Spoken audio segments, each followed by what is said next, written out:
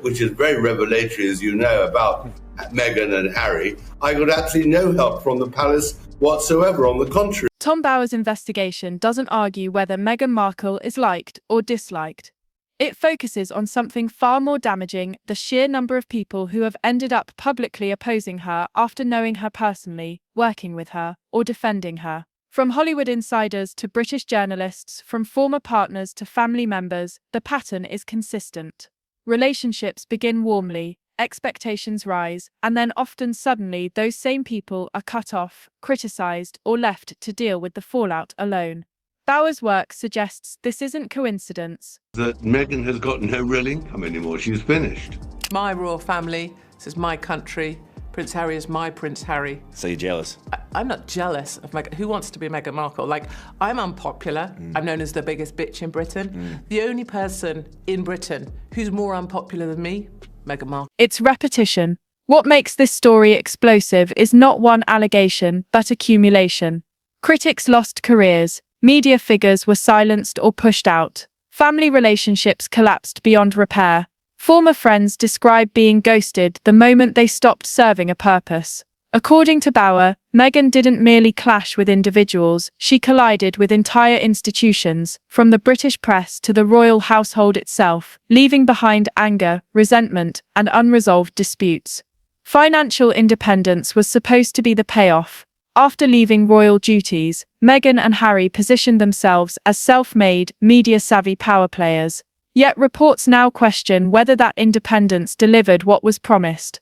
High-profile deals brought visibility, but also scrutiny. When public narratives began to unravel, silence replaced statements, not out of restraint, critics argue, but because speaking openly. And she reached out to Victoria to get freebies. Victoria was happy to see her clothes on Meghan. Very good-looking woman, the Duchess. Whatever Meghan was wearing would be an instant could invite legal consequences. Plausible deniability became the strategy. At the core of Bower's findings is a central accusation repeated by many critics independently, that Meghan is not a passive victim of circumstances, but an active manager of perception. A woman highly skilled in public relations, image control, and narrative timing. Supporters call that intelligence. Opponents call it manipulation. The danger, Bower suggests, is that when narrative control replaces accountability, every disagreement turns into an enemy, and enemies multiply fast. This is why Meghan Markle has become one of the most polarizing figures of the modern era.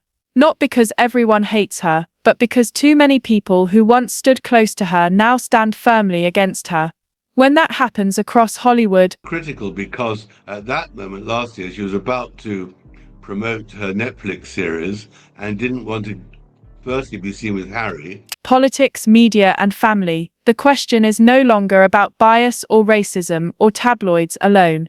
The question becomes unavoidable: is this a woman endlessly mistreated by others, or the common denominator in her own conflicts?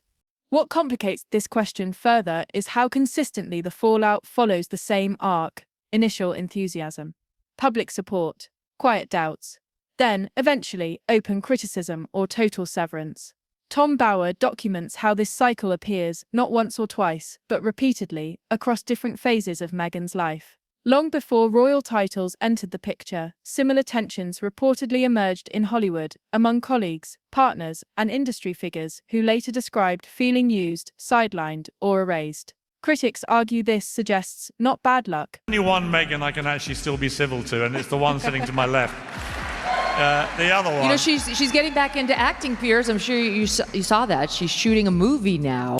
That she was hunting for a man in England from 2013 onwards, when her... I'm not a fan of Meghan. Yeah.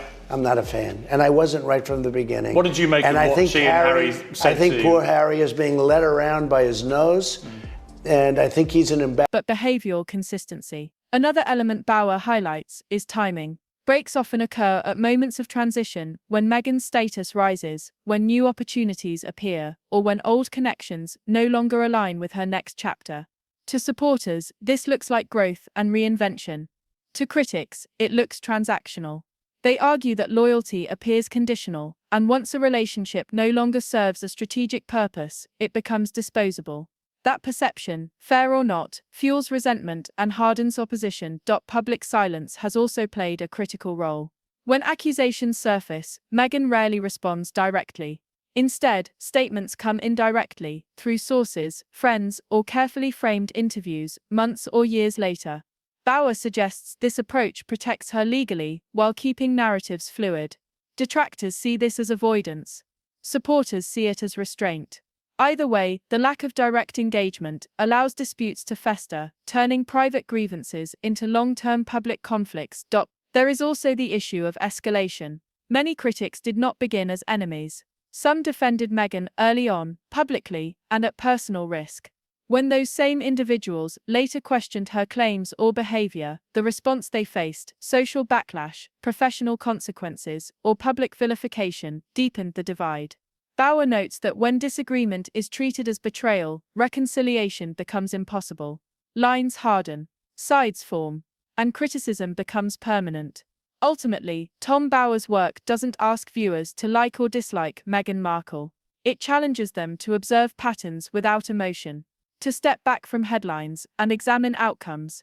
Careers disrupted, families estranged, alliances shattered, and a public figure who remains at the center of every storm, insisting she is misunderstood while those around her insist they were wronged. That tension is why this story refuses to fade.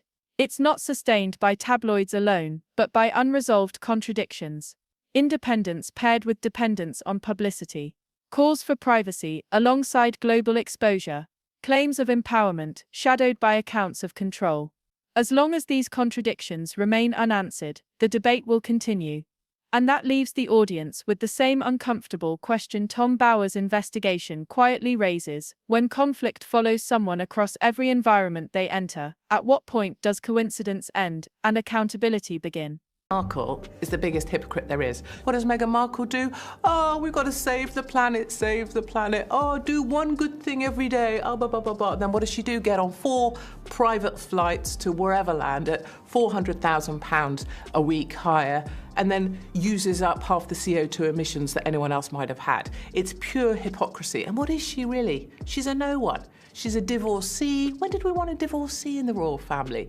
She wears bad clothes. When did we ask for that? We've just got so much better of our own. There were old, knackered old skeptics like me, old, haggard women going, oh, that doesn't look very good. And then sort of the young, beautiful people going, oh, we love her social media. Oh, fabulous, fabulous Beyonce. That's the split. And the haggard ones have got even more entrenched in their hatred. And I think even the young ones are sceptical because Prince Harry's lost all of his va-va-voom. If I criticise Meghan, as we can hear I am, people say, well, you're racist. And honestly, it's not even a second thought to me. Only comes up in the minds of those who are truly racist, and that's never people like me. I'm just observing the dress is better on Kate, how she wears it is better. So this racist thing is really old and tired, but I think it's just people's way of sort of saying, you must not criticise